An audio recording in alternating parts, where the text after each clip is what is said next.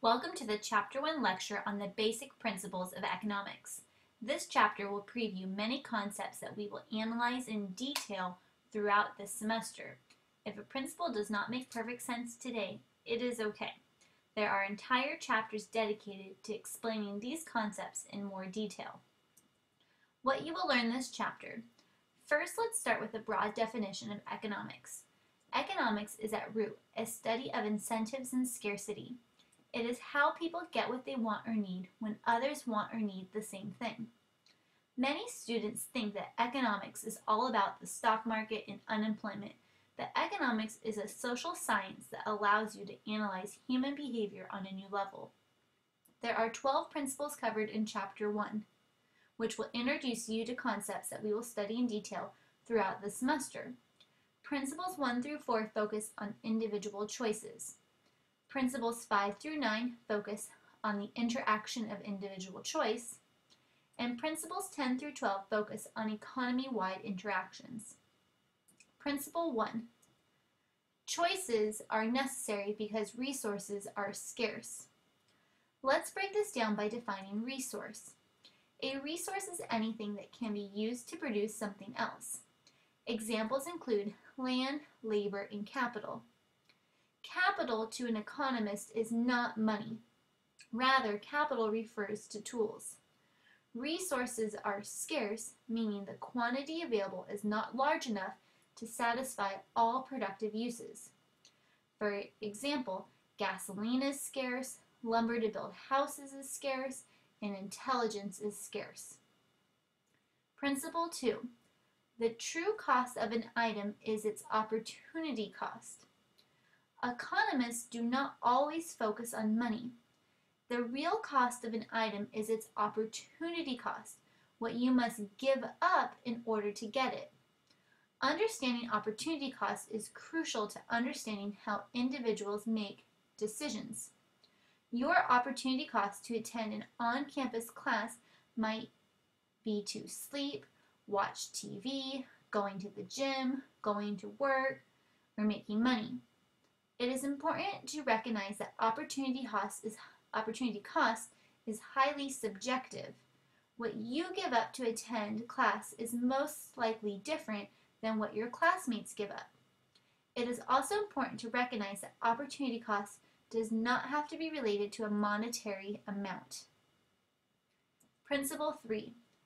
How much is a decision at the margin? At any time you make a trade-off, you are comparing the costs and benefits.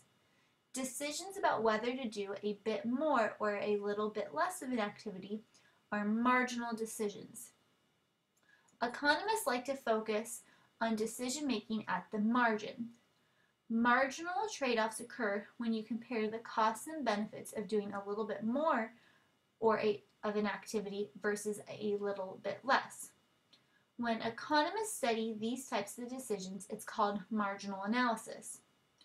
Real-world examples include a firm's decision to hire one more worker, a student studying one more hour before going to bed, eating one more cookie, or buying one more CD with your income. Principle 4. People usually respond to incentives, exploiting opportunities to make themselves better off. An incentive is anything that offers a reward to people who change their behavior. For example, higher gas prices give an incentive for people to buy more fuel-efficient cars. Or well-paid jobs for graduates with econ degrees gives an incentive for students to become econ majors. People usually respond to these incentives. Principle 5. There are gains from trade. In a market economy, individuals engage in trade. They provide goods and services to others and receive goods and services in return. People can get more of what they want through trade than they could if they tried to be self-sufficient. This increase in output is due to specialization. Each person specializes in the task he or she is good at performing. The economy as a whole can produce more when each person specializes in a task and trades with others. Principle 6. Markets move towards equilibrium. An economic situation is an equilibrium when no individual would be better off doing something different. Anytime there is a change, the economy will move to a new equilibrium. The easiest way to apply the concept of equilibrium to the real world is to think about your last trip to the grocery store. When you check out at a store, especially when it is busy, nearly all the checkout lines are the same length. No one is better off doing something different. Changing lanes usually does not change the length of time it takes to get out of the store. Principle 7.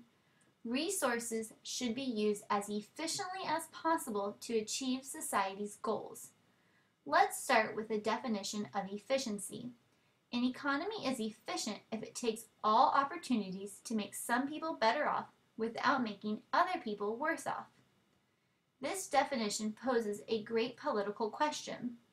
Should policymakers always strive to achieve economic efficiency? What we will see in the coming chapters is there is a trade-off between efficiency and equity. Equity means everyone gets his or her fair share. Since people disagree about what is fair, equity is not as well defined as efficiency. Let's take a minute to compare efficiency and equity using an example of a handicapped parking space in a busy parking lot. There's a trade-off or conflict between equity, making life fairer for handicapped people, and efficiency, making sure that all opportunities to make people better off have been fully exploited by never letting parking spaces go unused. Economists, politicians, and sociologists can debate about how far policymakers should go in promoting efficiency over equity. Principle 8. Markets usually lead to efficiency. The incentive built into a market economy already ensure that resources are usually put to good use. Opportunities to make people better off are not wasted. However, there are always exceptions. In the case of market failure, the market outcome is inefficient. Market failure occurs when the individual pursuit of self-interest found in markets makes society worse off. Principle 9. When markets don't achieve efficiency, government intervention can improve society's welfare. Let's think about a few reasons why markets fail. First, individual actions have side effects not taken into account by the market. These side effects are called externalities.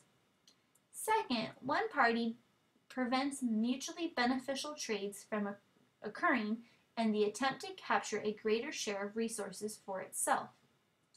Lastly, some goods cannot be efficiently managed by markets. An example of this, what we can all relate to, is traffic on the freeway. Principle 10. One person's spending is another person's income. This is a very simple and easy principle. Spending and income are simply two sides of the same coin.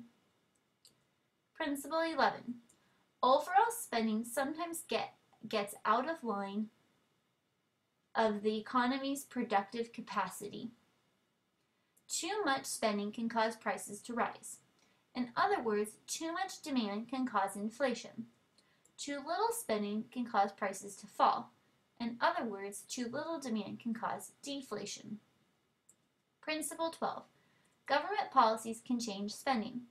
Since too little or too much spending can cause inflation or deflation, government can intervene in the market through fiscal or monetary policy to change overall level of spending. Fiscal policy refers to the government's decisions about spending and taxation. Monetary policy refers to the Federal Reserve's decisions about changes in the money supply, which ultimately impacts interest rates. This is the end of the Chapter 1 lecture about the first principles. If you have any questions about the concepts covered in this chapter, please post a question in the Ask Professor Pakula discussion board or send me an email.